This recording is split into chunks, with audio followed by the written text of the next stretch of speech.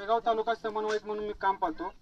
आज जे तुम्ही काम केलंय म्हणजे ते किती घनमीटर झालं आणि किती पाऊस पडल्यावर त्यामध्ये किती पाणी साठा होईल, ते आमचे जे पाणी फाउंडेशनचे ट्रेनर आहेत, तांत्रिक प्रशिक्षक घनश्याम शिंदे, गेल्या वर्षी महाराष्ट्रामध्ये जो 2 नंबरचा क्रमांक आला जायगावचा, इथं जायगाव आहे, त्या जायगावचा 2 नंबरचा क्रमांक आला. आणि हे घनश्याम सर म्हणजे एअरफोर्समध्ये आहेत.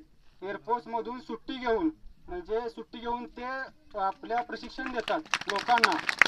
म्हणजे 45 दिवस त्यांनी सुट्टी टाकली होती, जी वर्षी सुट्टी असती ती सुट्टी खास लोकांना ट्रेन करण्यासाठी समाजासाठी दिली त्यांनी. ती आता तुम्हाला ते तुम्ही जे आज जे काम केले श्रमदान त्याची तुम्हाला माहिती देते.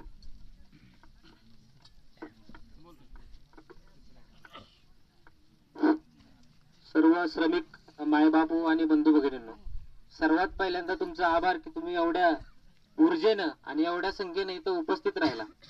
आजचा दिवस विशेष आहे, महाराष्ट्र दिन आहे. महाराष्ट्र दिनाची स्थापना झाली, कामगार दिवस आहे. या दिवशी आपल्याला श्रमाची सवय पाहिजे. हा आजच नाही तर दरवर्षी आपण अशा प्रकारे महाराष्ट्र दिन साजरा करू शकतो.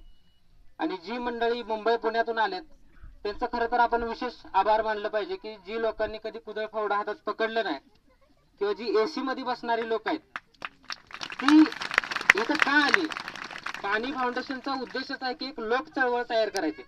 शासनानं आतापर्यंत काय कमी पैसे खर्च केले का? हजारो करोड रुपये शासन दरवर्षी खर्च करतं, पण तरी सुद्धा दुष्काळ का जात नाही? कारण जोपर्यंत ही योजना राहणार आहे तोपर्यंत ही सक्सेस होणार नाही. ज्यावेळेस लोक चळवळ होईल त्याच वेळेस ही यशस्वी होणार आहे. आणि पाणी फाउंडेशनचा मूळ उद्देश आहे की ह्याला लोक चळवळ बनवायचे. एखादं चांगलं काम चालू असतं त्यावेळेस लोक ऑटोमॅटिक जोडत जातात. आता होतं तुम्ही कसे जोडले गेला, कुणी झी वर बघितलं असेल किंवा इतर चॅनल वर बघितलं असेल की 1 मेला आपल्याला जायचंय आणि ते बघून तुम्ही इथं आलात, म्हणजे तुम्ही स्वतःहून इथं जोडलेले गेलात. हीच खरी लोक चळवळ आहे. तर पाणी फाउंडेशनचा उद्देश हा सक्सेस होतोय. आज आपण इथं आला आणि फक्त 2 तास श्रमदान केलं. हे जे दिसतंय याला आपण सीसीटी किंवा सलग समतल चर म्हणतो. म्हणजे तुमच्या शिवारात प्रत्येक ठिकाणी काही ना काही काम करता येतं. तुमचं जर शेत असेल, अशी टेकं नसतील तर ते शेत म्हणजेच पाणलोट असं समजून सुद्धा तिथं उपचार करता येतात. कुठंतरी माथा आणि पायथा असतो, गावात प्रत्येक ठिकाणी उपचार करता येतात. अशा मोकळ्या पडीक जागा आपण सीसीटी करतो. याचा उद्देश काय आहे तर पाणी भूगर्भात मुरवणे. यात पाणी साठून राहत नाही, त्याला म्हणजे वॉटर अब्सॉर्प्शन ट्रेन सुद्धा म्हणतो. पाणी भूगर्भात मुरवणारे हे ट्रेन्स आहेत. पाणी किती मुरवू शकतं? आज तुम्ही फक्त 2 तास श्रमदान केलं. एका गटात 10 ते 15 व्यक्ती होत्या आणि एका गटाने 50 मीटर लांब एवढी सीसीटी किंवा सलग समतल चर काढली. त्याची रुंदी 2 फूट होती आणि खोली 1 फूट.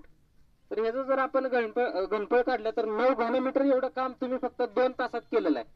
तर एका घनमीटर मध्ये 1000 लिटर एवढं पाणी बसतं. तर 9 घनमीटर मध्ये 9000 लिटर एवढं पाणी बसणार आहे. एकदा पाऊस पडला की त्यात 9000 पाणी बसतं. आणि ते एका पावसात होणार आहे का? एकच पाऊस पडतो का? तर आपल्या गावात 10 पाऊस पडतील, 8 पाऊस पडतील. तर 10 पावसात 90000 लिटर एवढं पाणी तुमचा एक खड्डा ह्या न्हावी गावाला देणार आहे. या न्हावी गावाच्या सीसीटीच्या उदरात जाणार आहे. एक टँकर 10000 लिटरचा असतो. म्हणजे तुम्ही फक्त 10 लोकांनी 2 तास श्रमदान केलं आणि 9 टँकरचं काम केलेलं आहे. आणि असे जवळपास आपण इथं 30 सीसीटी आज काढल्या, 30 समतल चर काढलेत. म्हणजे एकूण आपण 270 टँकरचं काम केलेलं आहे. एक किती मोठं काम आहे.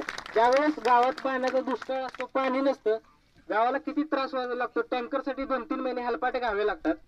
ते कशासाठी? फक्त दिवसाला 2 टँकर पाहिजे असतात आणि आपली गरज किती असते? 3 ते 4 महिन्याची. जर दिवसाला 2 तर महिन्याला 60. अशा प्रकारे आपल्याला 240 टँकर लागतात. पण त्यासाठी किती नुकसान होतं. आपण कामावर जात नाही, आपल्या मुलांचं शिक्षण बुडतं, हलपाटे घालावे लागतात आणि आपलं सगळं सामाजिक आणि आर्थिक जीवन उद्ध्वस्त होतं 240 टँकरसाठी. आणि आज आपण जे काम केलंय ते त्याच्यापेक्षा 30 टँकरनं जास्त, म्हणजे 270 टँकरचं काम हे फक्त तुम्ही 2 तासात करू शकता. तर विचार करा तुम्ही 45 दिवसात किती काम करू शकता. आणि ही सतत चालणारी प्रक्रिया आहे.